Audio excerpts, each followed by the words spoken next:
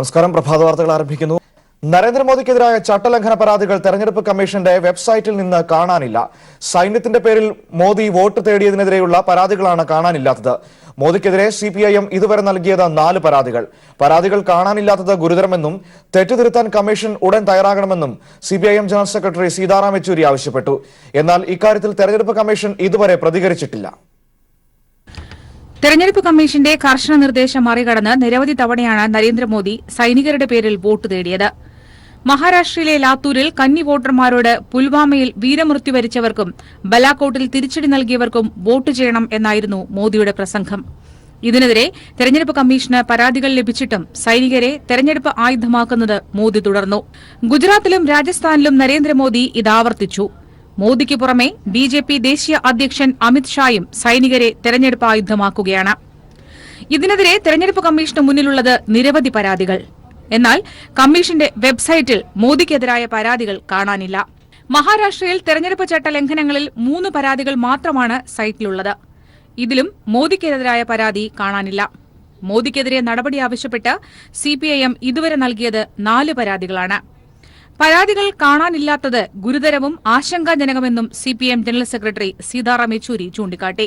തെരഞ്ഞെടുപ്പ് കമ്മീഷന്റെ പ്രവർത്തനങ്ങൾ ചോദ്യചിഹ്നത്തിൽ നിൽക്കുന്നത് ജനാധിപത്യത്തിന് തന്നെ ആപത്തെന്നും എത്രയും പെട്ടെന്ന് തെറ്റുതിരുത്താൻ കമ്മീഷൻ തയ്യാറാകണമെന്നും യെച്ചൂരി ആവശ്യപ്പെട്ടു. എന്നാൽ ഇക്കാര്യത്തിൽ തെരഞ്ഞെടുപ്പ് കമ്മീഷൻ ഇതുവരെ പ്രതികരിച്ചിട്ടില്ല.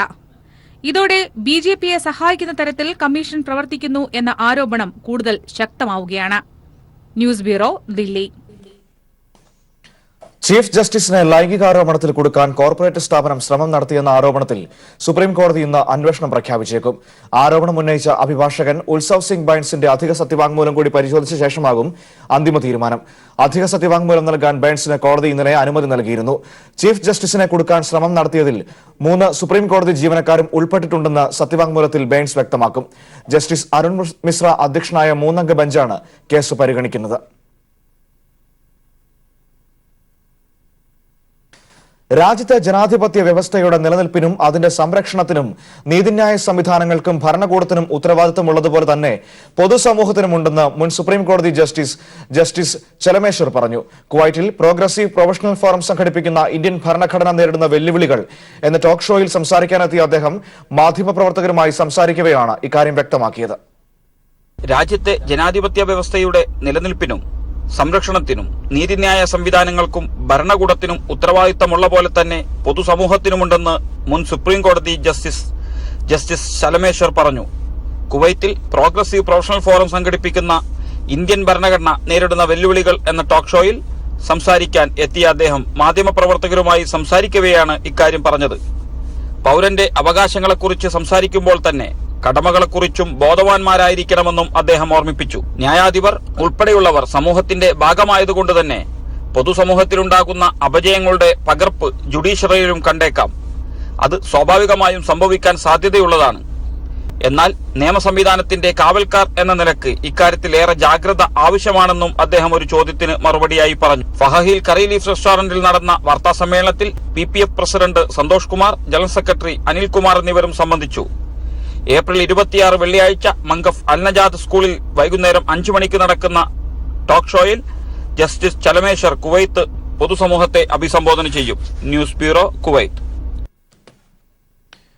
യാത്രക്കാരെ മാനസികവും ശാരീരികവുമായി പീഡിപ്പിക്കുകയാണെന്ന് പരാതിയെ തുടർന്ന് കല്ലട ട്രാവൽസ് ഉടമ സുരേഷ് കല്ലട നേരിട്ട് ഹാജരാകണമെന്ന് മനുഷ്യാവകാശ കമ്മീഷൻ നോട്ടീസ്.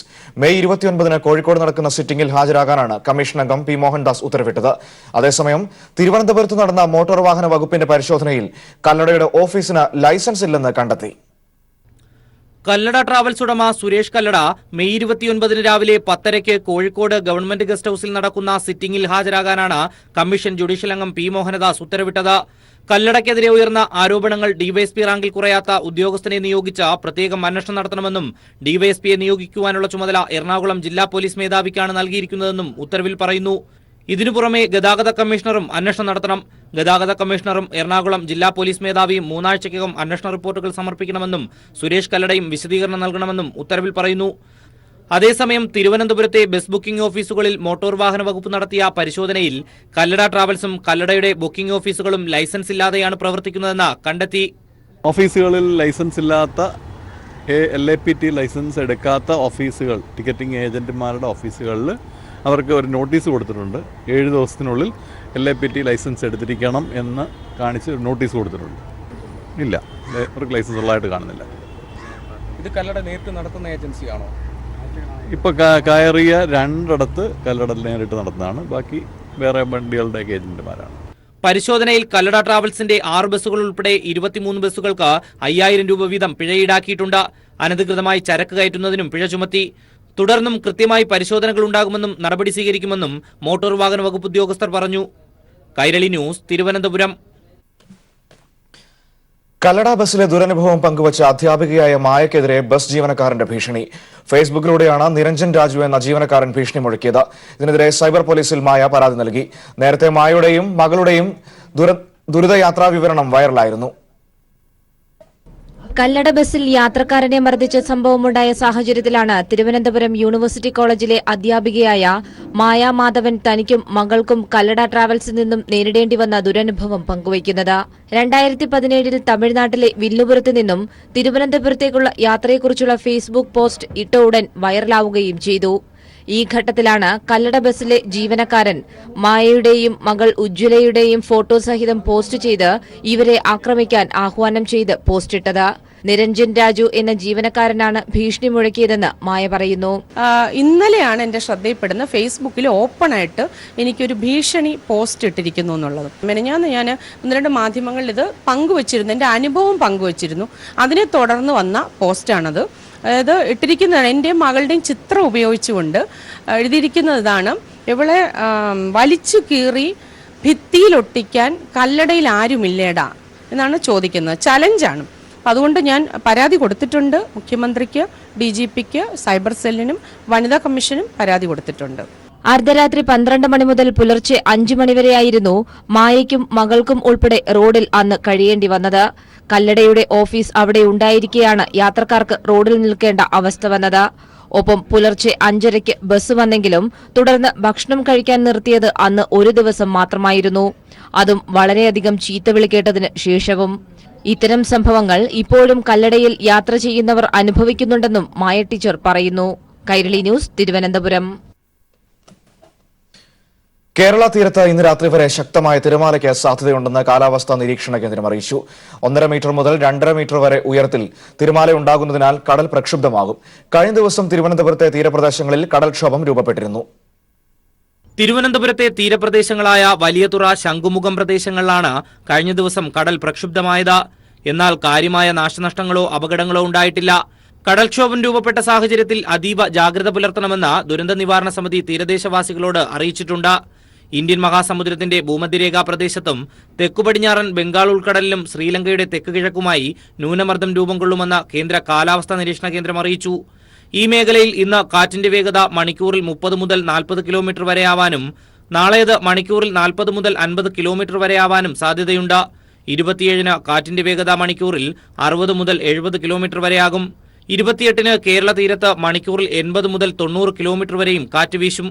മത്സ്യത്തൊഴിലാളികൾ 27 മുതൽ കേരള തീരത്തും തമിഴ്നാട് തീരത്തും മത്സ്യബന്ധനത്തിന് പോകരുതെന്ന് അറിയിച്ചിട്ടുണ്ട്. കടൽ പ്രക്ഷുബ്ധമോ അതിപ്രക്ഷുബ്ധമോ ആകാൻ സാധ്യതയുള്ളതിനാൽ ആഴക്കടലിൽ മത്സ്യബന്ധനത്തിലേർപ്പെട്ടിരിക്കുന്നവർ 27-ന് പുലർച്ചെ 12 മണിയോടെ ഏറ്റവും അടുത്തുള്ള തീരത്തെത്തണമെന്നും അറിയിച്ചു കഴിഞ്ഞു. കൈരളി ന്യൂസ്, തിരുവനന്തപുരം. സുപ്രീം കോടതി വിധിയിൽ സന്തോഷമെന്ന് ബിൽക്കിസ് ബാനു. നഷ്ടപരിഹാരത്തിന്റെ ഒരു പങ്ക് തന്നെ പോലെ പോരാടുന്ന സ്ത്രീകൾക്കും അവരുടെ മക്കളുടെ വിദ്യാഭ്യാസത്തിനും നൽകുമെന്നും ബിൽക്കിസ് ബാനു വ്യക്തമാക്കി. ദില്ലിയിൽ നടത്തിയ വാർത്താ സമ്മേളനത്തിലാണ് ബിൽക്കിസ് ബാനു ഇക്കാര്യങ്ങൾ പറഞ്ഞത്. ഗുജറാത്തിൽ കൂട്ടമാനഭംഗത്തിന് ഇരയായ ബിൽക്കിസ് ബാനുവിന് 50 ലക്ഷം നഷ്ടപരിഹാരം നൽകണമെന്നും താമസ സൗകര്യവും ജോലിയും ഗുജറാത്ത് സർക്കാർ നൽകണമെന്നുമാണ് കഴിഞ്ഞ ദിവസം സുപ്രീംകോടതി ഉത്തരവിട്ടത്. കോടതി ഉത്തരവിന്റെ പശ്ചാത്തലത്തിലാണ് ബിൽക്കിസ് ബാനു മാധ്യമങ്ങളെ കണ്ടതും. കോടതി വിധിയിൽ സന്തോഷമുണ്ടെന്ന് പറഞ്ഞ ബിൽക്കിസ് കോടതി താൻ അനുഭവിച്ച വേദന മനസ്സിലാക്കിയെന്നും തനിക്ക് നീതി ലഭ്യമാക്കിയെന്നും പറഞ്ഞു. നഷ്ടപരിഹാരമായി ലഭിച്ച 50 ലക്ഷം രൂപയിൽ ഒരു വിഹിതം തന്നെ പോലെ പോരാടുന്ന സ്ത്രീകൾക്കും അവരുടെ മക്കളുടെ വിദ്യാഭ്യാസത്തിന് നൽകുമെന്നും ബിൽക്കിസ് വ്യക്തമാക്കി. തനിക്ക് വേണ്ടി ഗുജറാത്ത് സർക്കാർ ഒന്നും ചെയ്തിട്ടില്ലെന്നും ബിൽക്കിസ് ചൂണ്ടിക്കാട്ടി.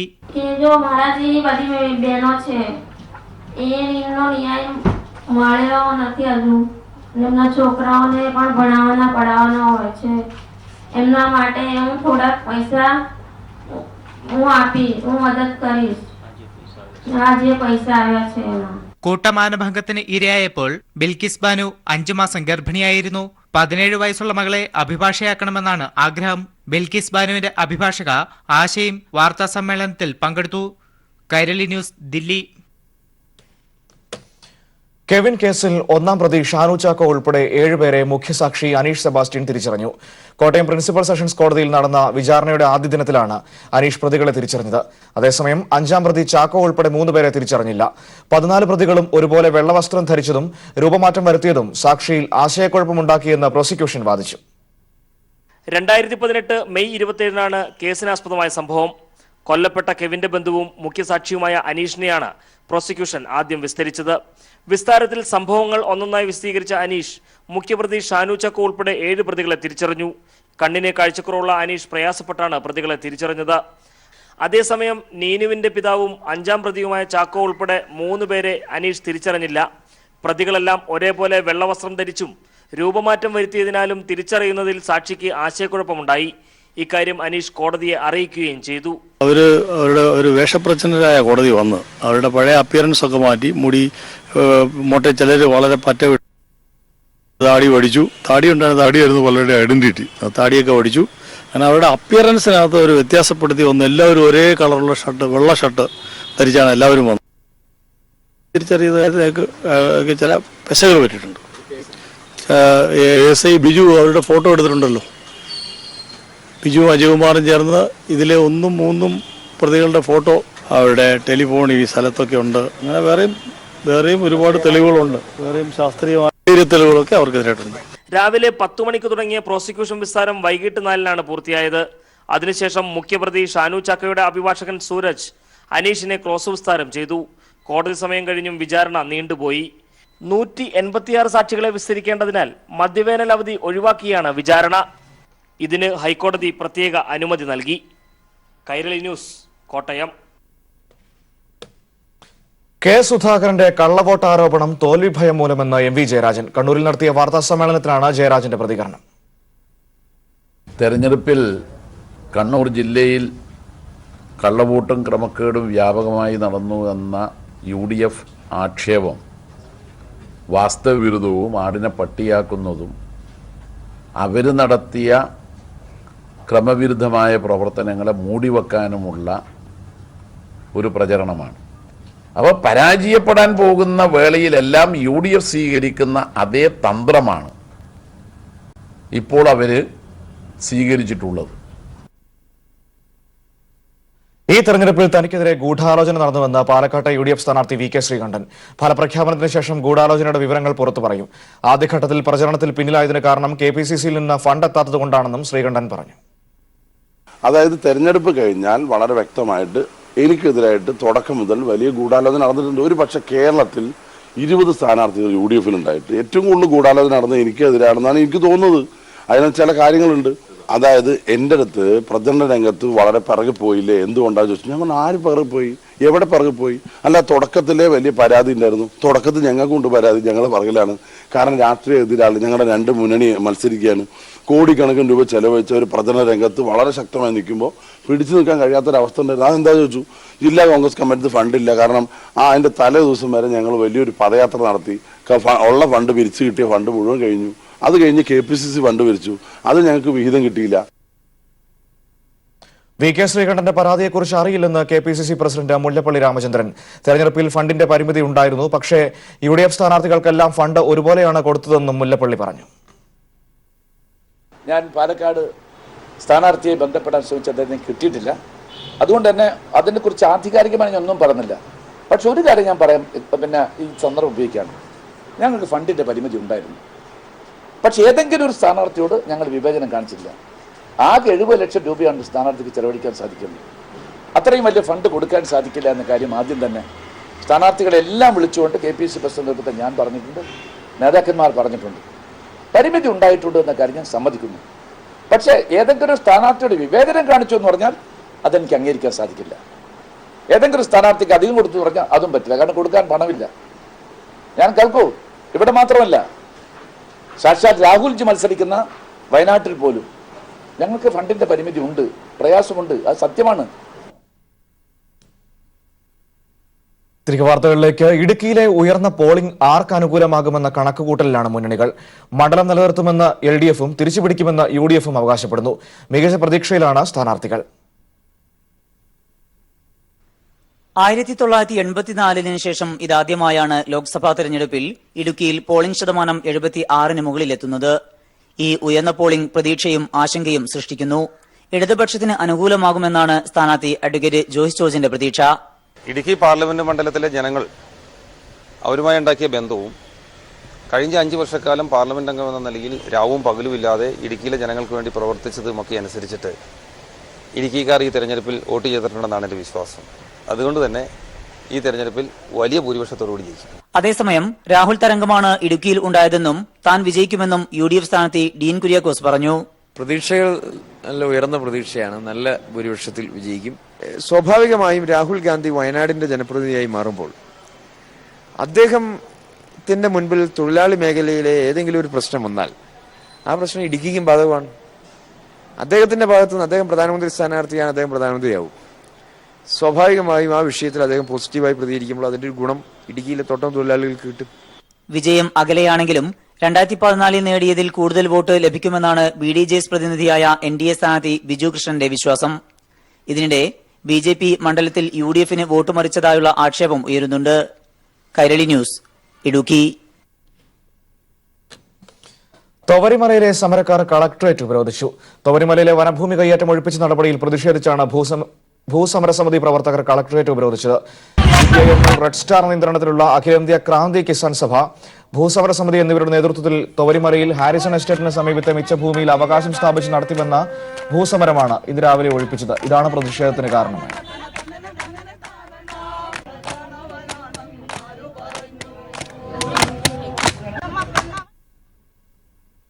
കണ്ണൂരിൽ പോളിംഗ് ശതമാനം കൂടിയതിനാൽ കൂടിയ വിജയം നേടുമെന്ന് LDF സ്ഥാനാർത്ഥി PK ശ്രീമതി ടീച്ചർ. LDFന് അനുകൂലമായ തരംഗമാണ് കണ്ണൂരിൽ ഉണ്ടായതെന്നും ശ്രീമതി ടീച്ചർ പറഞ്ഞു. പരാജയഭീതിയിൽ നിന്നാണ് K സുധാകരൻ കള്ളവോട്ട് ആരോപണം ഉന്നയിക്കുന്നതെന്നും ശ്രീമതി ടീച്ചർ കൂട്ടിച്ചേർത്തു. വോട്ടെടുപ്പ് കഴിഞ്ഞ തൊട്ടടുത്ത ദിവസവും കണ്ണൂരിലെ LDF സ്ഥാനാർത്ഥി PK ശ്രീമതി ടീച്ചർ ജനങ്ങൾക്കിടയിൽ തന്നെയായിരുന്നു. വിവിധ പരിപാടികളുമായി വിവിധ സ്ഥലങ്ങളിലായിരുന്നു ശ്രീമതി ടീച്ചർ ഇപ്പോൾ നമ്മോട് ഒപ്പം ചേരുകയാണ്. ടീച്ചറോട് ചോദിക്കാം, ടീച്ചർ, കണ്ണൂരിൽ വലിയ പോളിംഗ് ശതമാനം, കേരളത്തിലെ ഏറ്റവും കൂടുതൽ പോളിംഗ് ശതമാനമുള്ള ഒരു മണ്ഡലമാണ്. എങ്ങനെ കാണുന്നു ഈ ഒരു പോളിംഗ് ശതമാനം? പോളിംഗ് ശതമാനം ഏറ്റവും കൂടിയത് കണ്ണൂരിലാണെന്നുള്ളത് തന്നെ കണ്ണൂരിലെ പോരാട്ടം വളരെ ശക്തമായിരുന്നു എന്നുള്ളതിൻ്റെ തെളിവാണ്. അതിൽ പോളിംഗ് കൂടിയാൽ സ്വാഭാവികമായും LDFന് വലിയ നേട്ടമുണ്ടാവും എന്നുള്ളതിൻ്റെ തെളിവാണ്.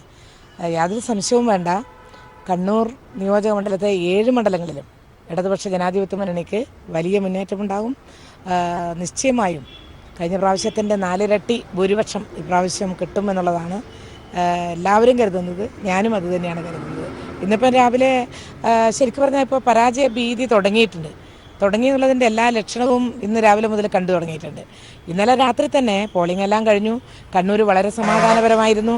1.5 മാസക്കാലം കണ്ണൂരിനെ കുറിച്ച് അക്രമികളുടെ നാട്, കൊലപാതകയുടെ നാട്, മറ്റേ ക്രൂരമായ നാട്, ഇതൊക്കെ കണ്ണൂരിനെ സംബന്ധിച്ച് ഇത്രയും മോശമായ രീതിയിൽ പ്രചരിപ്പിച്ച ഈ കണ്ണൂരിൽ യാതൊരു പ്രശ്നവുമില്ലാതെ സമാധാനമായി പോളിംഗ് നടന്നു.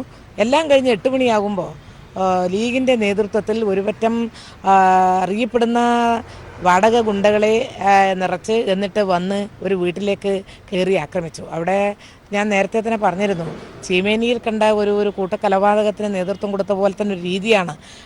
ഒരു വീട്ടിലിരുന്ന് ഒരു 5-8 പേര് ഒന്നിച്ച് കണക്ക് കൂട്ടുന്ന സന്ദർഭത്തിൽ വടിവാളും മാരകായുധവുമായി ഒന്നിച്ച് ചാടിക്കയറി.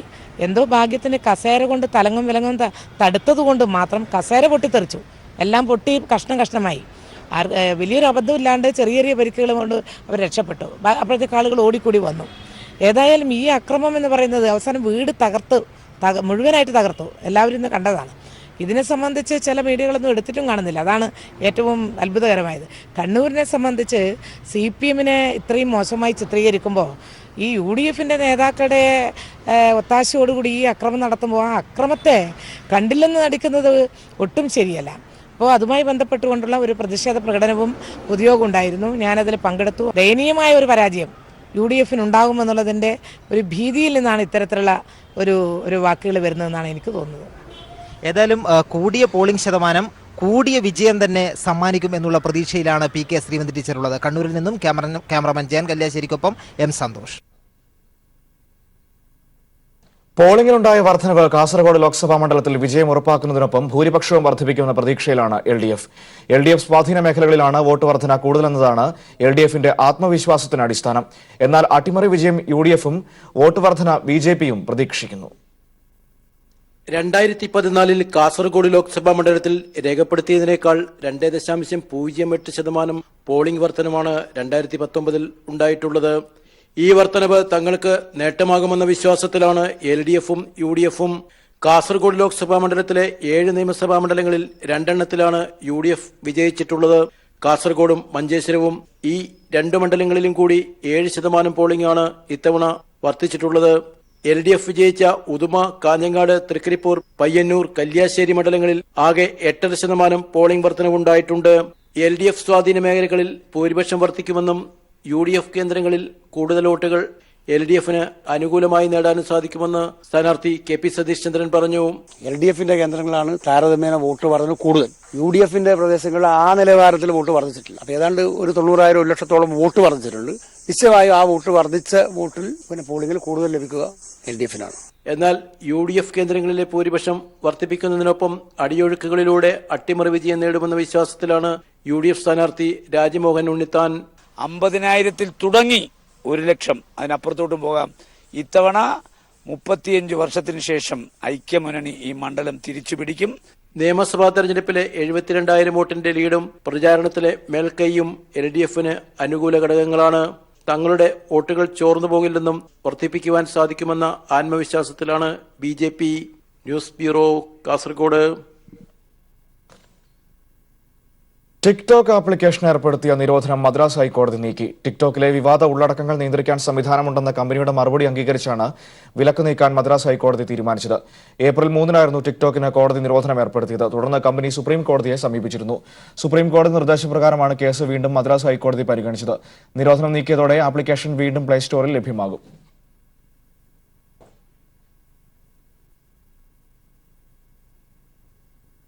മറ്റു ചില വാർത്തകൾ ചുരുക്കത്തിൽ. ന്യൂസിലൻഡിലെ തണുത്തുറഞ്ഞ ജലാശയത്തിൽ ഹെലികോപ്റ്റർ തകർന്നു വീണു. ഹെലികോപ്റ്ററിലുണ്ടായിരുന്ന 3 പേരും അത്ഭുതകരമായി രക്ഷപ്പെട്ടു. ജലാശയത്തിൽ നിന്ന് രാത്രി നീന്തിക്കരയിലെത്തിയ 3 മണിക്കൂറുകൾക്ക് ശേഷം രക്ഷാപ്രവർത്തകർ എത്തി രക്ഷപ്പെടുത്തുകയായിരുന്നു. ഈസ്റ്റർ ദിനത്തിൽ ശ്രീലങ്കയിലുണ്ടായ സ്ഫോടന പരമ്പരയിൽ ചാവേറായവരിൽ ഒരു സ്ത്രീയും ഉൾപ്പെട്ടതായി ശ്രീലങ്കൻ പ്രതിരോധ സഹമന്ത്രി റുവാൻ വിജയവർദ്ധന. ഹോട്ടലുകളിലും പള്ളികളിലും ഉണ്ടായ സ്ഫോടനങ്ങളിൽ 9 പേരാണ് ചാവേറുകളായത്. ഉത്തര കൊറിയൻ നേതാവ് Kim Jong Un Russian president Vladimir പുടിനെ കാണുന്നു. റഷ്യയിലെ വ്ളാഡിവോസ്റ്റോക്ക് നഗരത്തിൽ ഇന്ന് നടക്കുന്ന ഉച്ചകോടിയിൽ കരാർ ഒപ്പുവെക്കലോ സംയുക്ത പ്രസ്താവന ഉണ്ടാവില്ലെന്നാണ് സൂചന.